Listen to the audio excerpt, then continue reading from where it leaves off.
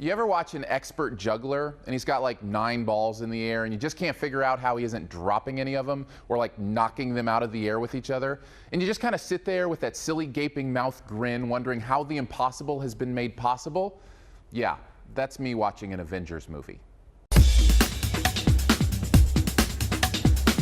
Avengers Age of Ultron is director Joss Whedon's highly anticipated follow-up to the massively successful Avengers movie and the latest film in Marvel's long-term plan to eventually create every single movie that's ever released ever. We rejoin Cap, Thor, the Hulk, Iron Man, Hawkeye, and the Black Widow as they face a new foe with a very personal agenda, Ultron, who, by the way, is expertly voiced by James Spader, whose understated menace is on full display, even if his face isn't. And he's just one piece of a movie that is firing on all cylinders. Now, I'll admit it, these movies, they have my number. And honestly, I think this one is just as good, if not better, than the first. Yes, I know I'm likely in the minority on that, but think about it. First, it hits all the marks the first did with its expert juggling of these characters and relationships. Sure, there's a lot of whiz-bang action, but Whedon services the heart as much as the heat, and you genuinely care about these superheroes who are each dealing with their own monsters on the inside. Second, it's gorgeous. So many frames feel like brilliantly detailed comic book panels that then catapult into motion. And third, it's just flat out fun. So many great lines, so many moments of visual exuberance, so many clever surprises, and so many laughs. And any fan service elements don't really feel forced and add to the proceedings, even as a fan who has never read a single comic book or even cracked open a graphic novel.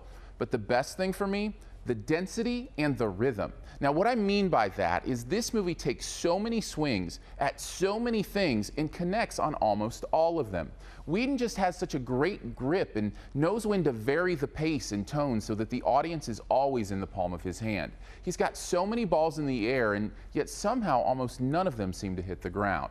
Now, sure, if you want to pick apart pieces of the film, you can. A few moments of the CG, especially in the opening melee, aren't quite believable. A couple of the one-liners tweak that cheese meter to its limit, and the plot does find itself in need of a bit too much exposition here and there.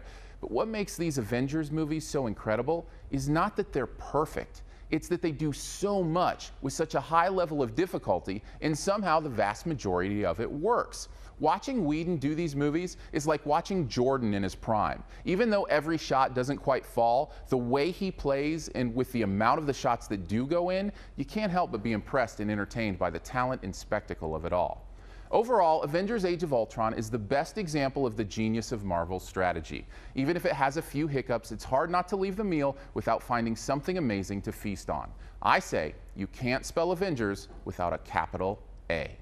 Thanks for checking out this Your Movie Friend review. Stay tuned for this review's best ever challenge here in a bit. First, go ahead and click the little eye right up in this corner. Yeah, you can click it right now. I'll still be here. I won't go away. When you do, you're going to see links here to other recent reviews, the Your Movie Friend website, and a chance to send a buck or two my way if you liked the review. You can also click down here to subscribe to the channel so you don't miss any new reviews.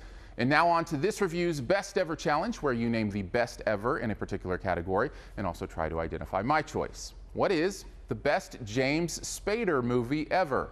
Aside from this one, I'm going to go with the one where we learn a very interesting backstory about Egyptian pyramids.